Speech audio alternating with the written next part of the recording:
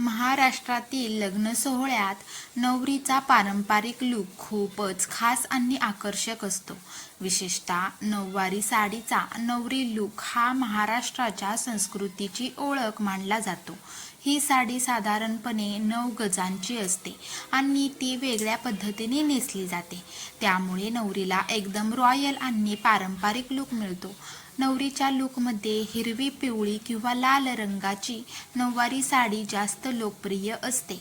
त्यासोबत चंद्रकोर, बिंदी, नथ, ठुशी, कोल्हापुरी साज, बाजूबंद आणि हिरवा चुडा हे दागिने घातले की नवरीचा लूक अजूनच सुंदर दिसतो. केसांमध्ये गजरा लावल्याने संपूर्ण लूकला पारंपरिक टच मिळतो.